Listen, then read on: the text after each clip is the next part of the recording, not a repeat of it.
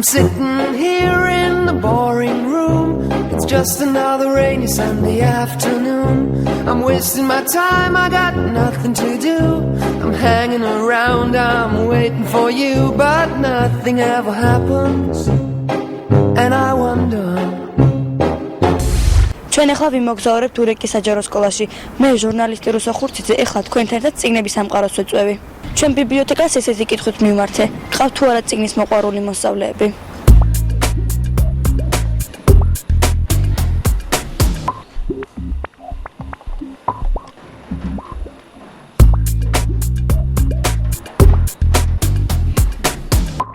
უამრავი კითხვები ყავს ბიბლიოთეკას, არა მარტო კითხულობენ და გააქვთ წიგნები ბიბლიოთეკიდან, მარტო მოსწავლეებსა და მასწავლებლებს, არამედ ყავს კიდე მოსახლეობიდანაც ისეთები, რომლებიც მოდიან და ჩვენი ბიბლიოთეკით სარგებლობენ, იმიტომ რომ ჩვენ ბიბლიოთეკაში გვაქვს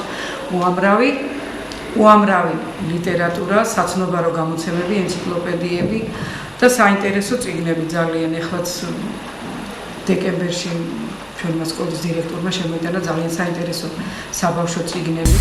მართალი გითხრათ, სანამ ჩემი სკოლის შესახებ სიუჟეტის მომზადებას დავიწყებდი, ის დეტალები, რაც ჩემს სკოლას და პედაგოგებს გააჩნდა, არ ვიცოდი. მინდა წარმოვიდგინოთ ცოტა უცნაური და თავის საქმეზე შეყვარებული ამავე სკოლის აღზრდილი და დღეს უკვე ამ სკოლის სტაჟიანი პედაგოგი ბატონი ნუგზარდვალიშვილი.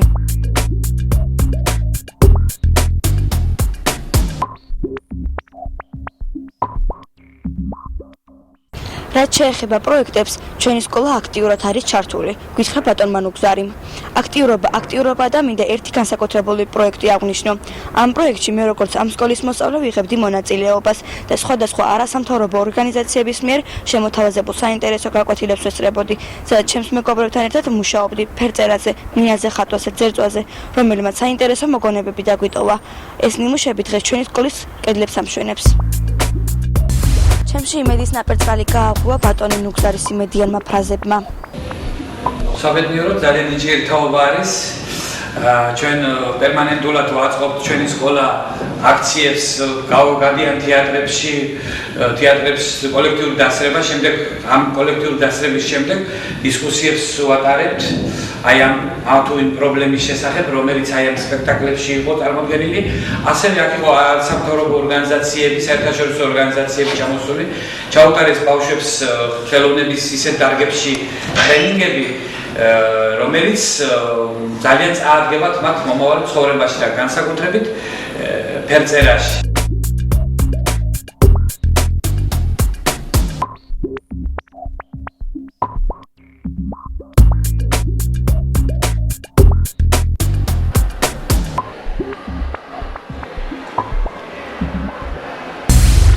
სასწავლო პროცესთან ერთად მნიშვნელოვანია კლასგარეშე ღონისძიებები, რომლის შესახებ მოგვითხრობს დირექტორის მოადგილე ქალბატონიცი სანაჭეფხოძე.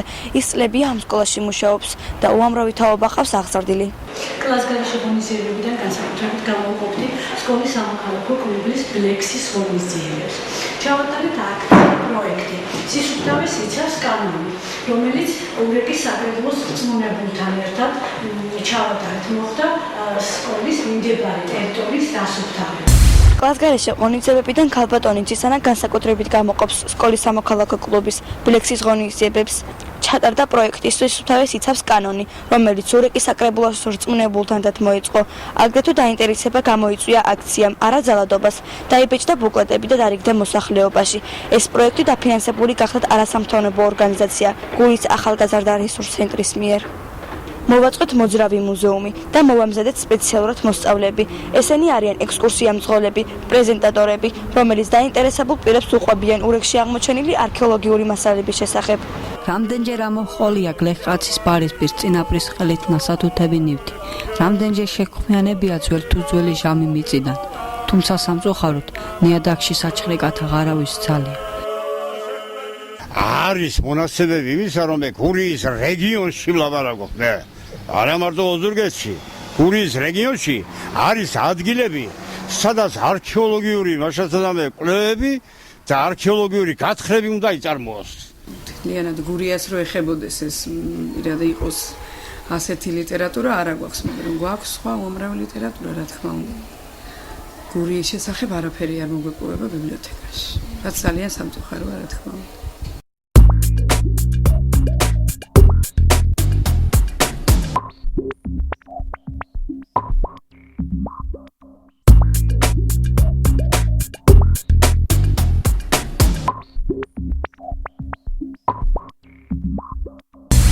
ქალბატონმა ისანამ სამომავლო გეგმებიც გაგვენდო და მე როგორც ამ სკოლის მოსწავლე მოხარული ვარ ამ პროექტის განხორციელებით. სიყვარული დღესაც მიმიწყვნილი პოეზიის საღამო, ხოლო ჩვენ ერთს, რომელიც მოეწყობა ურეკის ზღვის სანაპიროზე, კოცონთან.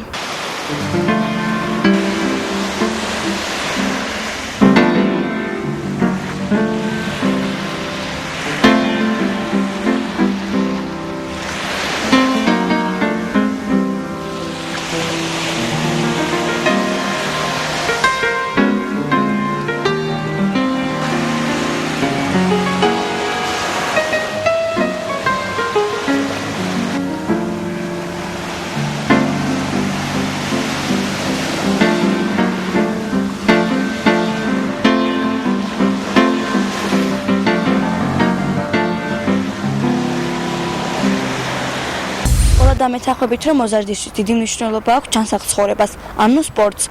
ამ მხრივ არც ჩვენი სკოლაა გამონაკლისი და სპორტის სხვადასხვა სახეობის უამრავ შეჯიბრში ღებულობს მონაწილეობას.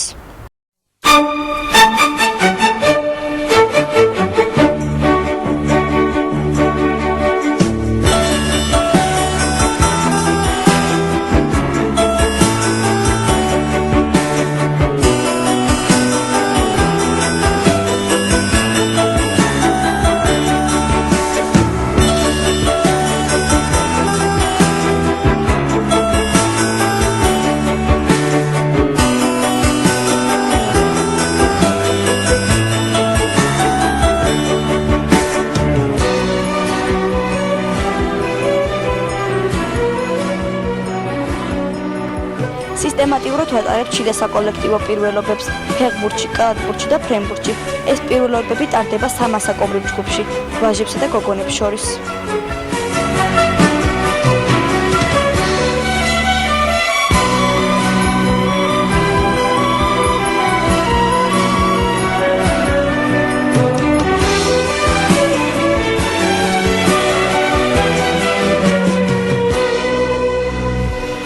სისტემატურ წვნას ადამიანის ცხოვრებაში დიდი ადგილი უნდა იგონოს.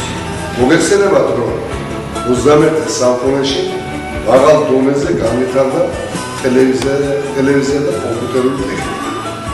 ადამიანებს უწევთ რამოდენიმე საათის ჩქრომა. ისინი ნაკლებად მოძრაობენ და ცოტას ან საერთოდ არ უთმობენ დროს სხეულის გაკარჟებას და მის ჰარმონიულად განვითარებას. ბავშვების მოზარდების დიდი ჯგუფი არის ნაკლებად მოძრავი, არ თამაშობენ სპორტულ თამაშებს, რომელიც საჭიროა ჯანმრთელობის განსამტკიცებლად. მე რაღა დამრჩენია იმის გარდა რომ წარმატება აუსურვო ჩემს მეგობრებს და სკოლას, თუმცა მოვიდა დრო ჩემი სიუჟეტი დავასრულო და დასკვნით ნაწილში მინდა მადლობა გადავუხადო ჩვენი სკოლის დირექტორს პლატონ გიამაღლაკელიძეს. ის უკვე 11 წელია ამ სკოლის დირექტორია და ჩვენთვის უამრავი კეთილი საქმე აქვს გაკეთებული.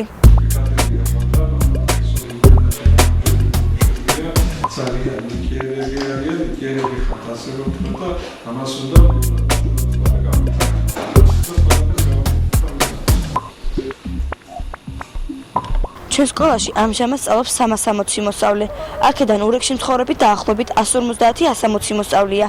დანარჩენი ახლო მდებარე მსოფლებიდან დადის, როგორიც არის შრომა, წყალწმიდა, გრიგოლეთი და წვერმაღალა.